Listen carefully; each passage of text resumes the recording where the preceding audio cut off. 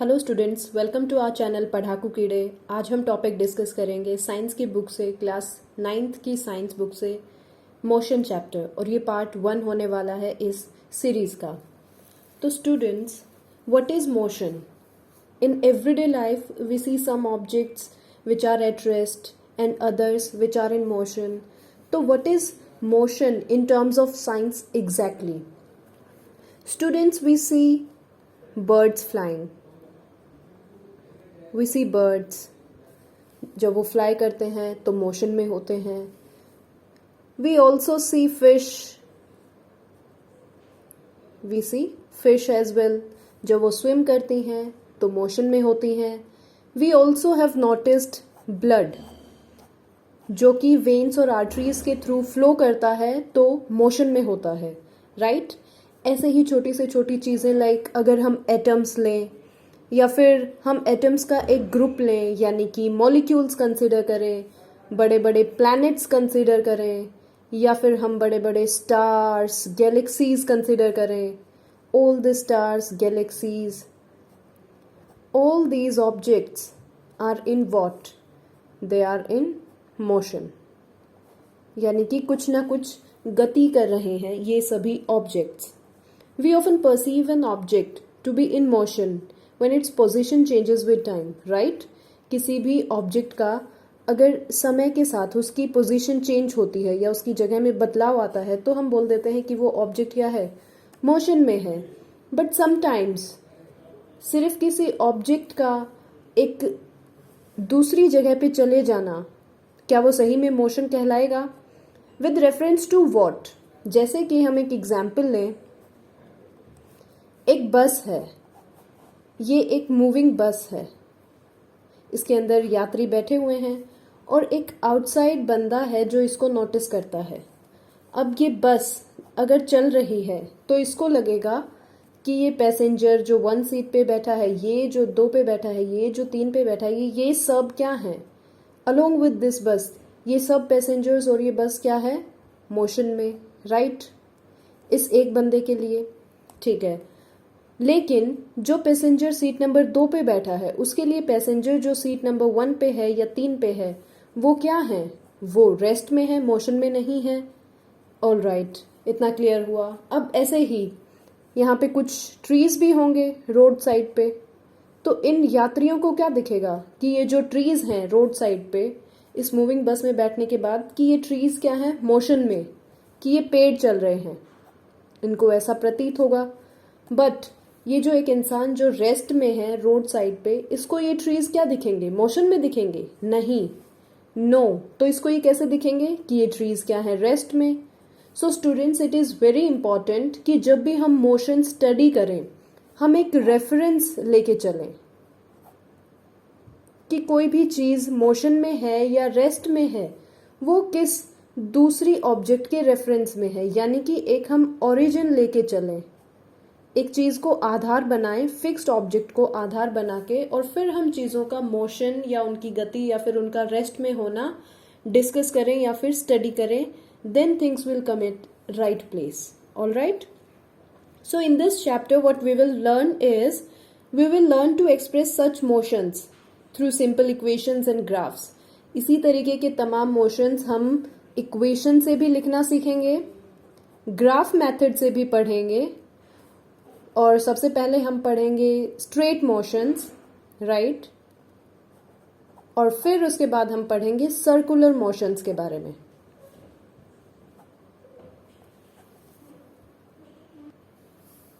So students, अब हम देखते हैं motion along a straight line. Motion along a straight line, जो कि क्या होगा हमारे लिए? Simplest form of motion. इसमें हम क्या देखते हैं? हमने एक ओरिजिन पॉइंट लिया, लेट्स से O, और यहाँ पे किसी भी ऑब्जेक्ट की डिस्टेंस क्या है? 0 किलोमीटर, कि उसने कोई डिस्टेंस ट्रेवल नहीं की. ये ऐसे ही 5 किलोमीटर की डिस्टेंस मार्क की, ये 10 किलोमीटर, ये 15 किलोमीटर, और इस तरीके से मार्क करते हुए we have come to point A, जो कि 50 किलोमीटर की दूरी पे है. ऐसे ही there is certain point B जो कि 75 किलोमीटर की दूरी पे है। ऐसे ही कोई हमने सी पॉइंट लिया जो कि 100 किलोमीटर की दूरी पे है। अब एक ऑब्जेक्ट ने, ध्यान से समझना ये पॉइंट, एक ऑब्जेक्ट ने या फिर हम बोले कि एक इंसान ने यहाँ ओरिजिन ओ से चलना शुरू किया इस दिशा में और वो पॉइंट ए पे पहुंच गया। तो बताओ कि उसने कितनी डिस्टेंस ट्रेवल की ओ से ए तक। तो ओ से ए तक उसने डिस्टेंस ट्रेवल की 50 किलोमीटर, राइट। ये है क्या, डिस्टेंस। All right. अब अगर पूछे कि उसने ओ से बी तक कितनी डिस्टेंस ट्रेवल की, ओ टू बी उसने ट्रेवल की है 75 किलोमीटर, राइट। अब अगर बोल दे कि ओ से सी पे गया पहले और सी से ए पे आया, तो बताओ उसने कितनी डिस्टेंस ट्रेवल की। ऑफ कोर्स इस केस में क्या हो जाएगा, ओ सी प्लस सी ए, यानी कि 100 किलोमीटर प्लस, और ये वापस कितना आया है 50 किलोमीटर, यानी कि 150 किलोमीटर। इसको ध्यान से समझना स्टूडेंट्स, ये हमने डिस्टेंस देखी है, राइट। अब हमारा स्टूडेंट यहाँ पॉइंट ओ से पहले सी पे गया था, फिर ए पे आया, तो डिस्टेंस कितनी ट्रेवल की, 150 किलोमीटर। लेकिन अगर यही पूछे कि पहले ओ से सी पे गया फिर सी से ए पे आया, तो बताओ इसकी डिस्प्लेसमेंट कितनी है।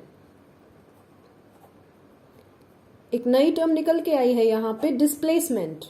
तो डिस्प्लेसमेंट क्या होगी, displacement is that shortest distance, it is the shortest distance, सबसे छोटी डिस्टेंस किन दो पॉइंट्स के बीच में, between initial point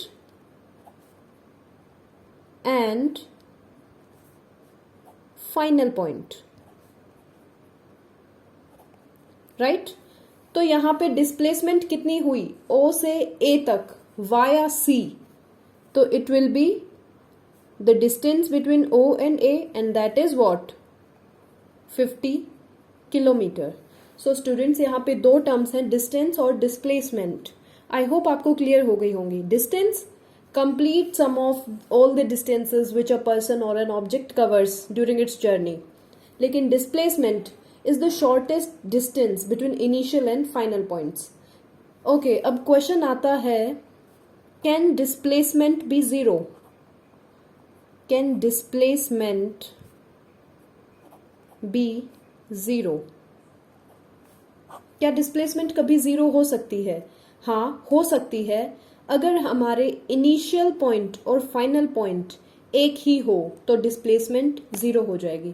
for example, इस केस में अगर एक स्टूडेंट पॉइंट ओ से सी पर गया और उसने रिटर्न जर्नी की सी से ओ तक, तो उसने डिस्टेंस कितनी ट्रेवल की है, कंप्लीट जो उसने डिस्टेंस ट्रेवल की है वो कितनी हो जाएगी, 100 प्लस 100, डिस्टेंस तो इस केस में आएगी हमारे पास 200 kilometre.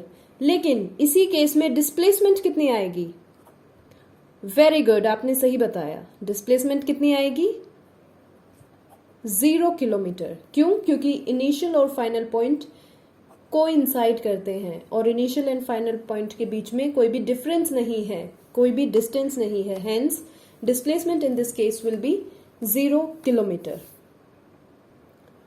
All right students, moving to the next topic. What is uniform motion and what is non-uniform motion? It will become one time. Non-uniform motion. सबसे पहले देखते हैं यूनिफॉर्म मोशन। तो ये एक ऐसा मोशन होगा जिसके अंदर हमारा moving object equal interval of time में इक्वल डिस्टेंस ट्रेवल करे। फॉर एग्जाम्पल, अगर कोई गाड़ी 1 घंटे में 50 किलोमीटर की डिस्टेंस ट्रेवल करती है, तो वो अगले यानी कि सेकेंड आवर में, यानी कि अगले 1 घंटे में भी 50 किलोमीटर की डिस्टेंस ट्रेवल करे। जो तीसरा घंटा आएगा यानी कि नेक्स्ट 1 आवर, उसमें भी ये 50 किलोमीटर की डिस्टेंस ट्रेवल करे, एंड सो ऑन। तो इस टाइप के मोशन को हम बोलेंगे यूनिफॉर्म मोशन, यानी कि इक्वल डिस्टेंस यहाँ पे ध्यान देना, डिस्टेंस यूज करते हैं हम, डिस्प्लेसमेंट नहीं। Equal distance covered in equal intervals of time. Alright, इतना क्लियर हुआ कि यूनिफॉर्म मोशन किसको बोलेंगे। अब देखते हैं नॉन यूनिफॉर्म मोशन। अब जैसे कि ये गाड़ी एक हाईवे पे ना चल के अब चल रही थी हमारे पास एक मार्केट एरिया में। अब मार्केट एरिया में ड्राइविंग तो वी ऑल नो कि किस सिचुएशन में होती है। कभी आपको ब्रेक लगाना पड़ता है, तो कभी आपको अपनी गाड़ी साइड करनी पड़ती है, कभी आपको खुद गाड़ी को बचाना होता है, तो कभी दूसरों को बचाना होता है। और इस सिलसिले में क्या होता है कि हो सकता है आपने 1 घंटे में डिस्टेंस ट्रेवल कर ली मार्केट एरिया में 20 किलोमीटर। ये भी काफ़ी है, मार्केट एरिया में 1 घंटे में 20 किलोमीटर, इसका मतलब मार्केट में ज़्यादा भीड़ नहीं है। लेकिन हो सकता है आपने जब सेकेंड आवर की डिस्टेंस ट्रेवल करने लगे तो हो सकता है आप सिर्फ 10 किलोमीटर कर पाए, और हो सकता है जब आप थर्ड आवर की डिस्टेंस ट्रेवल कर रहे हो तो आप 50 किलोमीटर कर गए क्योंकि आपको रास्ता सही मिल गया मार्केट में थोड़ा सा। हो सकता है जब आप फोर्थ आवर की डिस्टेंस ट्रेवल कर रहे हो तो आपने 0 किलोमीटर तय किया हो, आप अभी भी वहीं पे हो, क्योंकि हो सकता है there might be any rush और there might be something else. तो ये जो मोशन है स्टूडेंट्स, जिसके अंदर हमारे पास इक्वल इंटरवल्स ऑफ टाइम तो है, यानी कि एक एक घंटे में हम मेजर कर रहे हैं, लेकिन जो डिस्टेंस ट्रेवल हुई है वो इक्वल नहीं आई। So we have unequal distances covered in equal intervals of time। तो ये हुआ यूनिफॉर्म और नॉन यूनिफॉर्म मोशन का एग्जाम्पल। अब देखेंगे स्पीड क्या होती है। Speed is equal to distance traveled upon time taken। Alright, अब अगर इसी गाड़ी की पहले घंटे की हमें गति निकालनी हो तो क्या देखेंगे हम कि इसके अंदर डिस्टेंस कितनी ट्रेवल की है, 50 किलोमीटर, और टाइम कितना लिया है इसने, 1 घंटा, 1 आवर। तो ये क्या आया, इसकी speed 50 kilometre per our speed रही। अब अगर हमें पहले 2 घंटे की स्पीड बतानी है कि कितनी रही, तो इसके लिए हमारे पास क्या फॉर्मूला होगा, टोटल डिस्टेंस, इसको हम बोलेंगे स्पीड एवरेज, यानी कि average speed, total distance upon total time taken. Alright, तो टोटल डिस्टेंस कितनी हुई, 50 और 50, वी हैव 100 किलोमीटर, और कितनी देर में ट्रेवल किया, ये 1 घंटा, ये दूसरा घंटा, यानी कि कुल मिला के कितने घंटे हुए, 2 hours, 2 hours, and we get 50 kilometre per hour. ये स्पीड आई हमारे पास एवरेज। अब अगर हम इस केस में देखें कि एवरेज स्पीड कितनी आएगी, तो इस वाली स्पीड में हम देखें तो पहले कितनी किलोमीटर ट्रेवल की, 20, और हमें टोटल डिस्टेंस लिखनी है, यानी कि 20 जमा 10 अपॉन टोटल टाइम 1 + 1, ये यानी कि 2 घंटे। तो ये कितना आएगा, 30/2, यानी कि 15 किलोमीटर पर आवर। यानी कि अलग अलग ये बोलने की बजाय कि पहले घंटे में 20 किलोमीटर ट्रैवल किया और दूसरे घंटे में 10 किलोमीटर ट्रैवल किया, हम कन्वीनियंटली बोल सकते हैं कि गाड़ी ने ऑन एन एवरेज पहले 2 घंटे में 15 किलोमीटर प्रति घंटे की रफ्तार से डिस्टेंस ट्रेवल की है। ऑलराइट, अब एक और कंसेप्ट आता है हमारे पास। अगर हमें किसी मोशन का मैग्नीट्यूड तो ऑफ कोर्स मालूम हो कि यहाँ से यहाँ कितनी डिस्टेंस ट्रेवल की, सपोज 10 किलोमीटर, लेकिन अगर हमें पता चल जाए कि ये 10 किलोमीटर कौन सी दिशा में ट्रेवल किया है, यानी कि हमें डायरेक्शन भी पता चल जाए मैग्नीट्यूड के साथ,